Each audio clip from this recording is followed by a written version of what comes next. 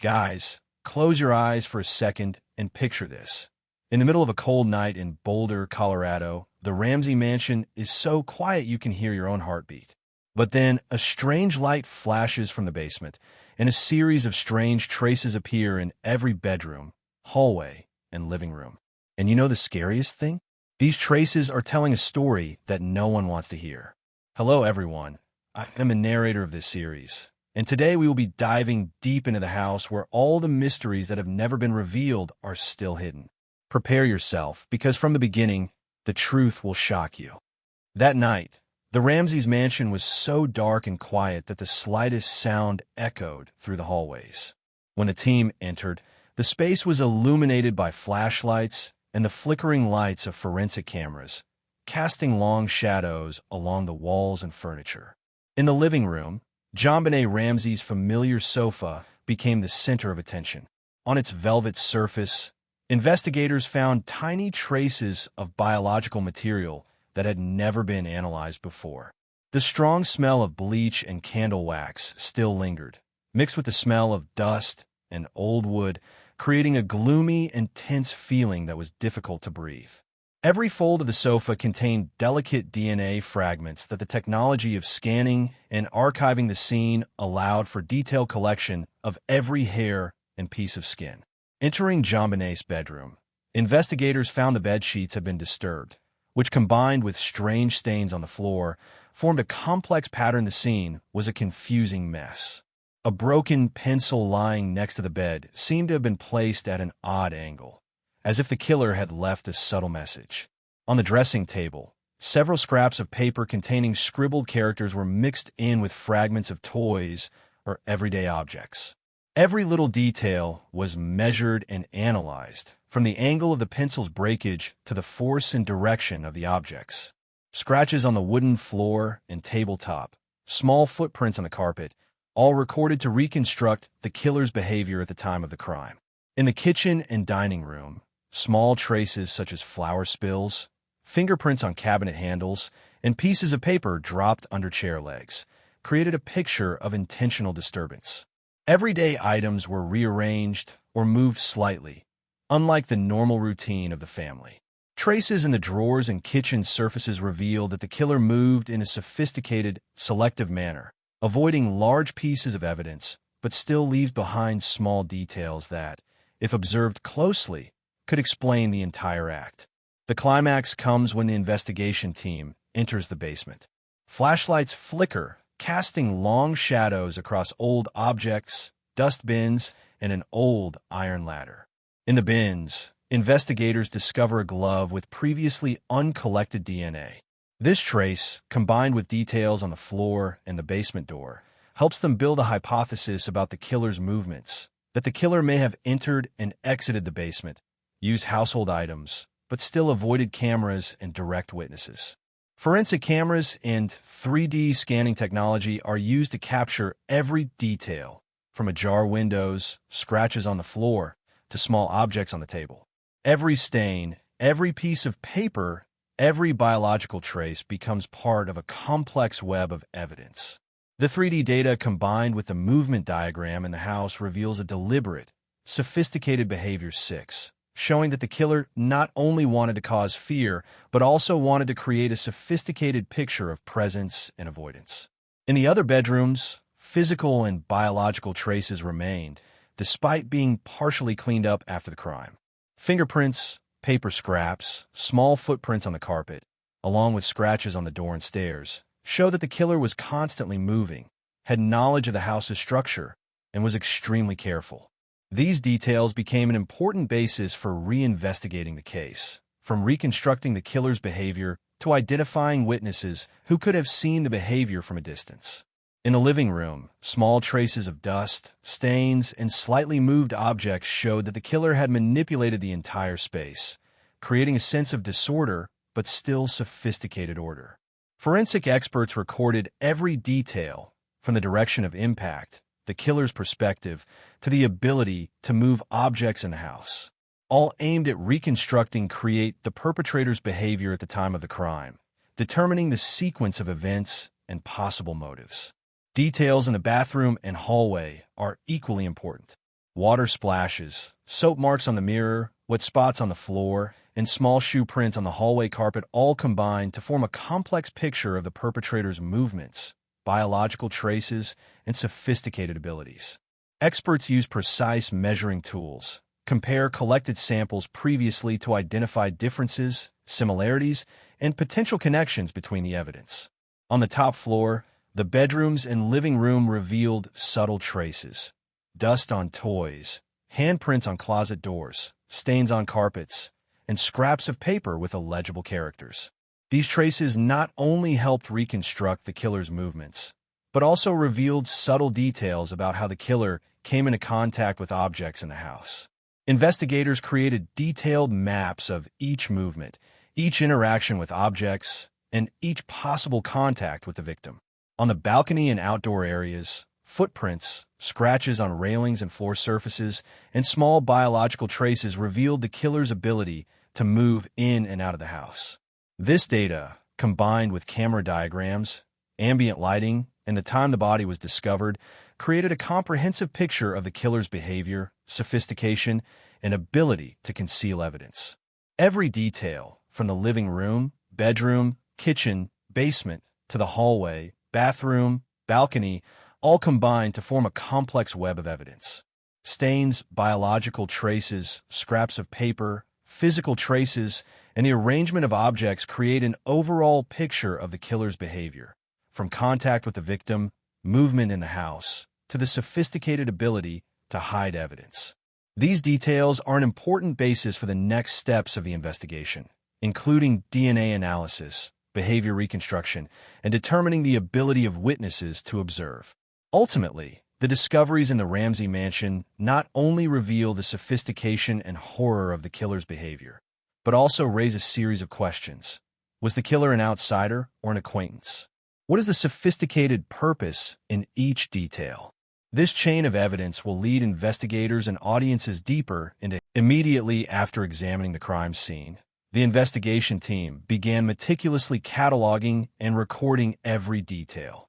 Paper scraps, every stain, every hair or skin mark on the sofa, bed sheets, and everyday object were placed in separate bags, numbered and photographed at close range. In JonBenét's master bedroom, the forensic team discovered a piece of paper about a foot long, with illegible characters written in pencil, cut from a small notebook that had never been noticed before. Under the white light from the flashlight and camera, the letters appeared to be written hastily, but there were some signs that the killer had intentionally kept the same spacing between words, creating a subtle message that not everyone immediately recognized. Investigators hypothesized that this could be the most important clue, but also an elaborate trap to distract. Next to the piece of paper, small footprints appeared on the floor, some deep on the carpet, some faint on the wood. Forensic experts quickly identified them as children's footprints, but others did not match those of family members. These traces showed that the perpetrator moved flexibly between rooms, possibly using some objects to conceal his journey, and was extremely careful to avoid leaving larger traces. Each step was measured, recording the size, shape, and direction, in order to reconstruct the perpetrator's path. In the living room, on the kitchen table, the investigation team discovered faint ink marks on the family's financial documents. These ink marks were not only signs of rubbing or collision, but could also indicate that the perpetrator was searching for information or create a sense of chaos, confusing anyone who entered. Experts used chemical analysis to determine the type of ink and when it was written, thereby outlining the exact sequence of events. Small stains on doorknobs, tabletops, and floors indicate that the perpetrator repeatedly touched multiple surfaces, possibly taking items or repositioning items. In the basement, where boxes of old items were stored, investigators discovered a glove with DNA dust on it. This glove may have been the only item the perpetrator accidentally left behind without realizing it, and it contained traces of DNA that had never been analyzed before. Through digital analysis, experts compared this DNA with DNA samples from the family and employees working at the house, but the initial results did not match, opening up the possibility that the perpetrator was an outsider. However, The forensic team still considered the possibility that the perpetrator was an acquaintance because the movements and operations in the house were extremely sophisticated. Only someone who knew the structure of the house could do it. In the spare bedroom, a child's clothing set was in disarray, with stains on the fabric and several small pieces of toys, revealing physical signs of a struggle. The pieces were analyzed, each detail measured, from the angle of the breakage to the direction of the force applied. This allowed investigators to reconstruct how the perpetrator moved the object and came into contact with the victim, as well as how the perpetrator avoided large pieces of evidence to avoid detection. Each stain, each piece of debris, each scratch became an important piece of the overall picture. In the stairwell leading to the upper floor, scratches on the railing and steps, combined with small footprints, revealed the perpetrator's sophisticated movements. Some deep scratches on the wood indicated that the perpetrator used a lot of force when stepping or moving objects. Forensic experts photographed, measured, and mapped these scratches in detail to determine the perpetrator's height, weight, and direction of movement. Every detail was recorded in the forensic report, laying the foundation for the reconstruction of the crime scene. The bathroom, where the water stains appeared, also contained many important signs. Water stains on the floor, water droplets on the mirror and sink, combined with ink stains and dirt on the towel, revealed that the perpetrator had come into contact with this area many times. Through analyzing the direction of the splashes and the shape of the water droplets, experts determined that the perpetrator moved continuously, possibly washing his hands or cleaning up a part to hide the traces, but still leaving subtle evidence. In the garden behind the house, strange footprints appeared around the path, near the cellar door. Some footprints were still imprinted on soft soil, carrying mud stains from the garden, combined with scraps of paper flying out of the window, indicating that the perpetrator had moved out and re-entered the house, creating a sophisticated act of distraction. By comparing the footprints of the family and staff, experts concluded that the perpetrator was an outsider with knowledge of the house grounds, or an acquaintance who was able to move flexibly without being detected. The objects in the house, from tables, chairs, beds, cabinets, to small items such as pencils, toys, and scraps of paper, were all classified and analyzed. Some items were found to have been moved subtly, but did not leave any large traces. This proves that the perpetrator had a clear purpose, not only trying to cause panic, but also creating false signs to mislead guide investigators. Every little detail is recorded in the crime scene diagram, serving to reconstruct the perpetrator's behavior later. In particular, in the living room, faint ink traces on paper, along with dust stains on the table, reveal the possibility that the perpetrator is searching for information or creating sophisticated signs to deceive investigators. Investigators found that the evidence is not only physical, but also psychological tactics, making anyone who enters feel confused, disoriented, and difficult to grasp the chain of events. Later analysis will show the connection between stains, biological traces, and this sophisticated behavior. On all floors, from the master bedroom, spare bedroom, common room, kitchen, bathroom, basement to the garden, the details are fully recorded. Every trace, every moved object, every piece of debris, and every drop of water or dirt is considered an important clue. Through the synthesis, investigators built a detailed diagram of the sequence of events, determining the perpetrator's route, contact with the victim, and the sophistication of the evidence concealment. DNA analysis from samples collected in the bedroom, kitchen, bathroom, and basement, combined with physical traces, gradually revealed a picture of the perpetrator. This person moved sophisticatedly, had knowledge of the house, understood how to avoid large pieces of evidence, but still left small details that, if observed carefully, could reconstruct the behavior. Each trace was included in a detailed forensic report, serving the criminal investigation process, comparing it with theories about the perpetrator. Even small objects such as toys, books, pencils, scraps of paper, or towels contained important details. A strange hair on a teddy bear, a faint ink stain on a book, a small trace of dust on a towel, all were compared with DNA samples, fingerprints, and other biological data. Through this, investigators gradually determined that every small detail was collected, photographed, measured, and recorded in order to reconstruct the entire behavior of the perpetrator from the time he entered the house until he left. This data was then entered into the investigation system, creating a three-dimensional diagram, allowing experts to simulate every action, every step, every subtle gesture that the perpetrator made. This not only helped identify the perpetrator, but also helped eliminate unrelated people. Finally, after synthesizing all the evidence from the scene, from physical traces, biological traces, footprints, stains, debris, to sophisticated details such as the direction of water drops, the direction of impact force, forensic experts and investigators drew an initial conclusion. The perpetrator was someone with experience in contact with the indoor environment, understood how to create fake signs to mislead the investigation, but still made small mistakes that, if analyzed carefully, could reveal his identity. The smallest details, seemingly meaningless, became decisive clues for reconstructing the entire horrific event that happened on that fateful night. The day after the crime scene investigation, the Ramsey house became the center of an investigative storm. The police and the FBI arrived one after another, each with their own mission but with the same goal: to find the killer who took JonBenét's life. From the basement to the living room, from the kitchen to the bedroom, every nook and cranny was examined more thoroughly, every stain, footprint, and unusual sign recorded. Forensic experts repeatedly compared biological traces with DNA data collected from the scene, while the investigation team questioned every employee, every family acquaintance, and even neighbors. First, JonBenét's master bedroom was searched a second time. Investigators discovered a small, nearly invisible string hidden in a corner of the closet. The string was not only a potential piece of evidence, but also revealed the method of the crime. Preliminary analysis showed that this was a thin rope, strong enough to tie or hold a small object, and was likely used in the act of the perpetrator to restrain the victim.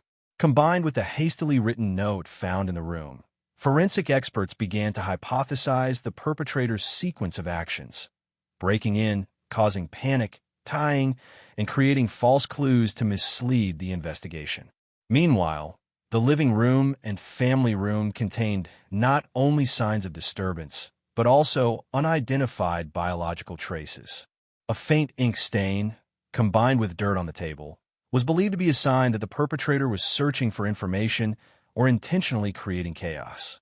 In particular, on the surface of the table, investigators discovered a small piece of glass, not from household items, likely brought in from outside.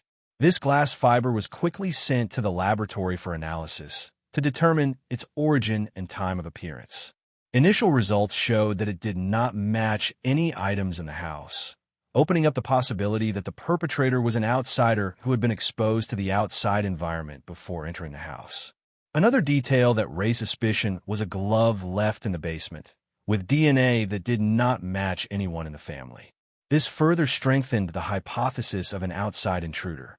However, further analysis showed that this person had clear knowledge of the house layout, moved in a sophisticated way, knew how to avoid leaving large evidence, and created false signs. This behavior did not resemble a casual intruder, but was calculated and intentional, which made investigators consider the possibility that the perpetrator was an acquaintance. During the investigation, investigators began to question the family and surrounding relationships. Family members were questioned multiple times, each time creating a different picture. Conflicting testimonies, unexplained details, and public pressure complicate the analysis. Among them, employees and relatives are carefully examined, from their contact with children, living habits, to schedules and activities during the time of the crime. Each statement is recorded, compared with physical and biological data, to determine reliability and consistency with the scene. In the basement, the forensic team discovered a hallway of sophisticated traces, from footprints on the floor, dust on the doorknob, to small scratches on the stairs. Experts created a detailed map of the perpetrator's path, combined with signs in the bedroom and living room to reconstruct the initial sequence of events. Based on this result, they realized that the perpetrator left the scene in a direction that was not exactly as initially predicted, and had created fake signs to mislead the investigation.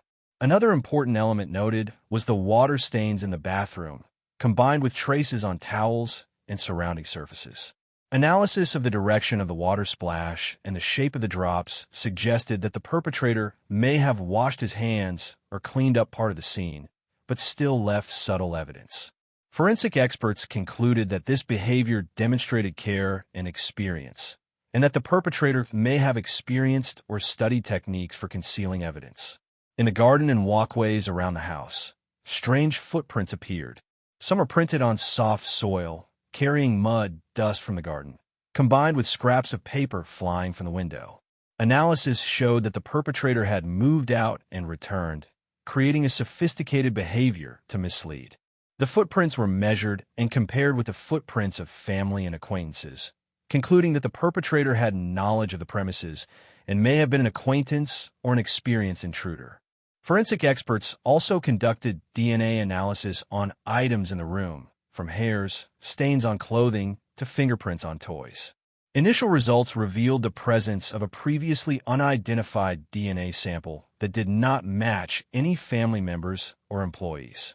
This raised the hypothesis of an outside intruder. However, the sophisticated, careful behavior and knowledge of the house made it impossible for investigators to exclude the possibility that the perpetrator was an acquaintance or even someone in the family's close social circle. During the investigation, experts also discovered scraps of paper, ink, and small stains, indicating that the perpetrator was searching for information or intentionally creating a deceptive sign. This further complicated the hypotheses. The perpetrator could be an acquaintance, an outsider, or even someone who had been observing the family for a long time. Every little detail was carefully considered, from location, direction of movement, to interaction with objects and victims. In this Chapter 3, potential suspects began to be identified. Each had reasons, opportunities, and abilities, but not enough evidence to convict.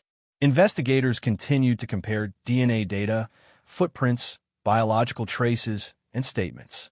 Inconsistencies, strange signs, and subtle clues. After weeks of intense investigation, the forensic team and police returned to the scene with a higher level of focus than ever. The rooms of the Ramsey mansion were now more than just living spaces. They had become sophisticated crime maps, where every trace and every object could reveal the identity of the killer. In the early days, everything seemed chaotic, but now experts were starting to piece together a clearer picture. The basement, which had been considered a potential entry point for the killer, was re-examined using cutting-edge technology. Portable DNA scanners, thermal imaging scanners, and advanced surface analysis equipment were deployed.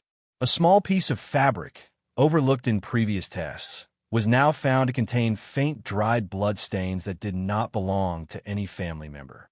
DNA analysis quickly revealed the presence of an individual outside the family system, and this created a major turning point in the investigation. Investigators began to develop a hypothesis. The perpetrator was not just an acquaintance, but could be an experienced and calculating intruder. In the living room, where mysterious stains and footprints had appeared, experts discovered a sophisticated path, a sign that the perpetrator had moved through the rooms in a certain sequence. They analyzed the depth, shape, and direction of the footprints, thereby reconstructing the perpetrator's behavior from one room to another. What was special was that these signs did not match the DNA data from previous objects, showing that the perpetrator had flexibility in behavior, knowing how to avoid leaving obvious biological traces. The kitchen, where some investigators initially thought there was little evidence, now became an important focus. A small pair of scissors, once thought to be an ordinary household item, was now identified as having a very faint blood mark, matching the unidentified DNA sample. The presence of these scissors suggested that the killer used familiar household items to commit the crime, and also created the hypothesis that the killer knew the family's habits. In JonBenét's master bedroom, the hastily scribbled note continued to be the subject of in-depth investigation. Experts analyzed the handwriting and ink, combined with fluorescent lighting to detect hidden layers of ink. The results showed that part of the message may have been altered to mislead the investigation. This reinforced the hypothesis that the killer had knowledge of investigative psychology, knew how to create false, but imperfect, clues, leaving subtle traces for alert experts. Investigators also began to focus on the yard area and the exit. At night, low light and weather conditions can hide many clues, but with surface scanning and soil analysis, they found the killer's movement from the back door to the lawn, where there were brick fragments and dirt that did not belong to the family. The combination of traces inside the house and outside the yard suggested that the killer had observed and studied before committing the act, a planned crime, not a spontaneous act. During the investigation, investigators conducted extensive DNA analysis. Samples collected from items such as toys, clothing, and everyday objects were sent to an advanced laboratory. These analyses revealed an individual who had not appeared in previous data, and whose DNA did not match any relatives, friends, or family members. This opened a major twist. The killer may have been an outsider, but his sophisticated behavior suggested he knew how to move around the house. In addition, experts analyzing scratches, stains, and tampered items reconstructed the sequence of events on the night of the murder. They realized that the killer started in the living room, moved down the hallway, entered JonBenét's bedroom, tied her up and left clues, and then left in a different way. The sophistication of the movements and the ability to create fake traces forced investigators to constantly consider all hypotheses, from relatives, acquaintances, to outside intruders. Another detail that heated up the investigation was the discovery of some items that showed signs of being washed or treated specially. The towel in the bathroom, along with small water stains, suggested that the killer may have tried to erase traces, but still left small evidence that sharp-eyed experts could detect. This further reinforced the idea that the killer was experienced, had basic forensic knowledge, and was able to plan his actions in advance. Amid mounting public and media pressure, investigators continued to work closely with the FBI, using data analytics software, 3D crime scene maps, and criminal behavior models to predict the perpetrator's next move and identify suspects. They also analyzed the schedules of everyone who might have come into contact with the family, comparing them with camera footage and witness statements to eliminate each possibility and identify blind spots in the investigation. Investigators also discovered some subtle traces in the living room and family room, where the killer may have observed the family before committing the act. These signs include the changing positions of objects, inappropriate dirt, and temperature traces on surfaces. Combined with other analyses, they reconstructed the image of the killer being stealthy, observant, and carefully prepared, but still revealing subtle details that experts can exploit. Finally, Chapter 4 closes with an important breakthrough. The investigation team discovered a DNA sample combined with a unique footprint, creating the first direct clue to the killer. The Ramsey mansion is no longer the peaceful place it once was. The walls that once witnessed JonBenét's smile have become silent witnesses to the crime, where every object, every corner of the room carries a story. That night, everything changed in just a few minutes, but the investigation has lasted for years to partly recreate the chain of horrific events. Investigators now have all the most important clues: strange DNA, sophisticated traces, hastily written notes, and distinctive footprints. Seemingly small details have now become decisive pieces. In the living room, where the killer began his actions, traces of temperature, dirt, and small footprints create an image of the killer moving precisely and purposefully, leaving few gaps but still enough for experts to piece together. Investigators reconstruct the killer's behavior, from the main door, moving through the living room, up the stairs, to JonBenét's bedroom. This was not a spontaneous act. Every step was calculated. Every item was used carefully, from towels, scissors, to other small objects. The fact that the perpetrator used household objects to commit the act shows a level of understanding of the family's habits, making this spontaneous intrusion hypothesis even more unbelievable. DNA analysis from the items collected this time revealed something unprecedented. There were at least 2 different DNA samples that did not belong to the family, did not match any witnesses, but showed that the perpetrator could be someone who knew or had contact with the family. This opened up a new line of investigation. The perpetrator had a connection to the family, but was not directly part of the daily familiar system. A shocking discovery in JonBenét's bedroom was a hastily written note hidden away, once thought to be a blackmail note, but modern analysis has revealed subtle details. Some letters were altered, some words were added to mislead, creating the image of a cunning killer who knew how to manipulate information to lead the investigation in the wrong direction. This was a turning point. The killer not only committed the crime, but also subtly manipulated the investigator's psychology. In addition, the kitchen and main hallway also provided important evidence. Non-family stains, traces of the killer's movements, and items that were washed or moved subtly, all combined to show that the killer left methodically, without haste, and at the same time created false clues.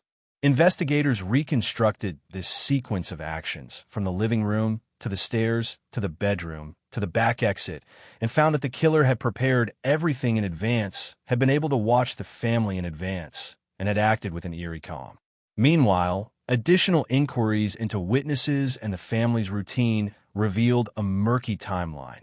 Multiple people had been in contact with the family the night before JonBenét disappeared, but their statements were inconsistent. This forced the team to revisit each relationship, comparing DNA profiles, footprints, and physical evidence to rule out or question individuals. Chapter 5 climaxed when experts combined all the DNA clues, footprints, disturbed objects, and scribbled notes to reconstruct the entire night of the murder. They determined that the killer walked through each room in a precise manner, avoiding any camera locations, using household items to perform the act of restraint, creating false clues, and leaving through an unlikely route. The entire act showed that the killer was more sophisticated than all previous theories, and most likely knew how to manipulate the police from inside the house. Despite the many clues, the biggest question remains unanswered. Who is the real killer? DNA evidence has not yet determined the final identity, and sophisticated traces still have gaps that have not been solved. This creates an atmosphere that is both tense and intriguing, keeping the public and investigators continuing to follow every detail. Chapter 5 closes with a haunting image. The Ramsey mansion under night lights, where clues are still scattered and the big question still hangs in the air.